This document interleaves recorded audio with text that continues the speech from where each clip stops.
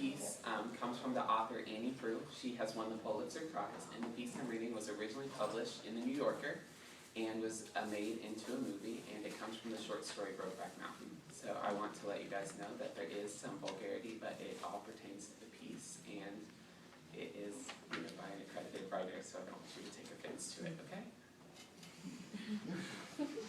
Warning you. The road to Lightning Flat went through desolate country past a dozen abandoned ranches distributed over the plain at 8 and 10 mile intervals. Houses sitting blank-eyed in the weeds, coral fences down. The mailbox read, John C. Twist. The ranch was a meager little place, leaf spurge taking over. The stock was too far distant for him to see their condition, only that they were black baldies. A porch stretched down across the front of the tiny brown stucco house. 4 rooms, 2 down, 2 up. Enos sat at the kitchen table with Jack's father. Jack's mother, stout and careful in her movements, as though recovering from an operation, said, "Want some coffee, don't you? Piece of cherry cake?" "Thank you, ma'am. I'll take a cup of coffee, but I can't eat no cake just now." The old man sat silent, his hands folded on the plastic tablecloth, staring at Enos with an angry, knowing expression. Enos recognized him in a not uncommon type, with the hard need to be the stud duck in the pond. He couldn't see much of Jack in neither one of them. Took a breath. "I feel awful bad about Jack. Can't begin to say how bad I feel. I knew him a long time. I come by to tell you that if you want me to take his ashes up there on Brokeback Mountain, like his wife says he wanted me to, I'd be proud to." There was a silence. Enos cleared his throat, but said nothing more. The old man said, "Tell you what, I know where Brokeback Mountain is. He thought he was too goddamn special to be buried in the family plot." Jack's mother ignored this, said, "He used to come home every year, even after he was married, and down in Texas, and help his daddy on the ranch for a week, fix the gates, mow and all. I kept his room like it was when he was a boy, and I think he appreciated that. You're welcome to go up in his room if you'd like." The old man spoke angrily. "I can't get no help out here. Jack used to say, Enos Del Mar. He used to say, I'm going to bring him up here one of these days, and we'll lick this damn ranch into shape. He had some half-baked idea that 2 of you was going to move up here and build a log cabin and help me run this ranch and bring it up. Then this spring, he's got another one going to come up here with him and build a place and help run the ranch. Some neighbor of his from down in Texas. He says he's going to split up with his wife and come back here. So he says. But like most Jack's ideas, it never come to pass." So now he knew it had been the tire iron. He stood up, said, "You bet he'd like to see Jack's room." Recalled one of Jack's stories about this old man. Jack was dick-clipped, and the old man was not. It bothered the son, who had discovered the anatomical disconformity during the hard scene. He'd been about 3 or 4, he said, always late getting to the toilet, struggling with buttons, the seat, the height of the thing, and often not left the surroundings sprinkled down.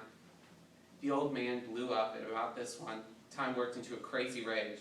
Christ, he licked the stuffing out of me. Knocked me down on the bathroom floor, whipped me with his belt. I thought he was killing me. Then he says, "You want to know what it's like with piss all over the place? I'll learn you." And he pulls it out and lets go all over me, soaked me. Then he throws a towel at me and makes me mop up the floor, takes my clothes off and washes them in the bathtub, washes them out in the towel. I'm bawling and blubbering, but while he's hosing me down, I seen he had some extra material that I was missing. I seen they cut me different, like you crop a ear or scorch a brand. No way to get it right with him after that. The bedroom, at the top of the steep stairs that had its own climbing rhythm, was tiny and hot. Afternoon sun pounding through the west window, hitting the narrow boy's bed against the wall. An ink-stained desk and a wooden chair, a BB gun and a hand-whittled rack over the bed. The window looked down on the gravel road stretching south, and it occurred to him that for Jack's growing up years, this was the only road he knew. An ancient magazine photograph of some dark-haired movie star was taped to the wall beside the bed, the skin tone gone magenta. He could hear Jack's mother's downstairs running water, filling the kettle and setting it back on the stove, asking the old man a muffled question. The closet was a shallow cavity with a wooden rod braced across, a faded curtain on a string closing it off from the rest of the room. In the closet hung 2 pair of jeans, crease iron and folded neatly over a wire hanger. On the floor, a pair of worn Packer boots he thought he remembered. At the north end of the closet, a tiny jog in the wall made a slight hiding place, and here, stiff with long suspension from a nail, hung a shirt. He lifted it off the nail. Jack's old shirt from the Birkbeck days. The dried blood on the sleeve was his own blood. A gushing nosebleed on the last afternoon on the mountain with Jack. Their contortionistic grappling and wrestling had slammed Enos's nose hard with his knee. He had stanched the blood, which was everywhere, all over the both of them, with his shirt sleeve, but the stanching hadn't held, because Enos had suddenly swung from the deck and laid the ministering angel out in the wide columbine, wings folded. The shirt seemed heavy until he saw there was another shirt inside it. The sleeves carefully worked down inside Jack's sleeves. It was his own plaid shirt, Thosty lot, long ago in some damn laundry. His dirty shirt, the pocket ripped, buttons missing, stolen by Jack and hidden here inside Jack's own shirt. The pair like 2 skins, one inside the other, 2 in one. He pressed his face into the fabric and breathed in slowly, through his mouth and nose, hoping for the faintest smoke and mountain sage and salty sweet stink of Jack. But there was no real scent, only the memory of it. The imagined power of Brokeback Mountain, of which nothing was left but what he held in his hands. In the end, the stud duck refused to let Jack's ashes go. Tell you what, we got a family plot and he's going in it. Jack's mother stood at the table, coring apples with a sharp-serrated instrument. You come again, he said? Bumping down the washboard road, Enos passed the country cemetery, fenced with shagging sheep wire, a tiny fenced square on the welling prairie, a few graves with bright plastic flowers, and didn't want to know what was going in there, to be buried on the grieving plain. A few weeks later, on the Saturday, he threw all the coffee pot's dirty horse blankets into the back of his pickup truck and took them down to the quick stop car wash to turn the high-pressure spray on them. When the wet, clean blankets were stowed in the truck bed, he slipped into Higgins' gift shop and busied himself with the postcard rack.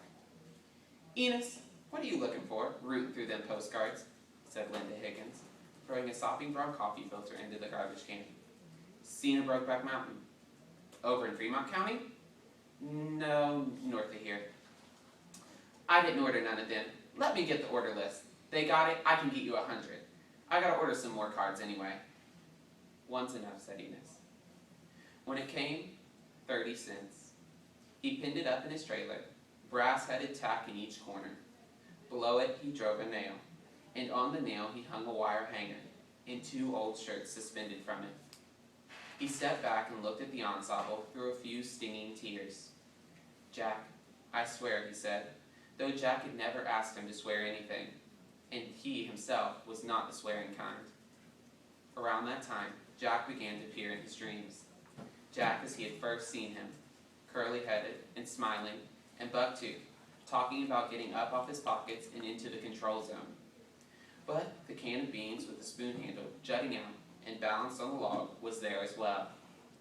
In a cartoon shape and lurid colors that gave the dreams a flavor of comic obscenity, the spoon handle was the kind that could be used as a tire iron. And he would wake sometimes in grief, sometimes with the old sense of joy and release, the pillow sometimes wet, sometimes the sheets. There was some open space between what he knew and what he tried to believe, but nothing could be done about it. And if you can't fix it, you've got to stand it.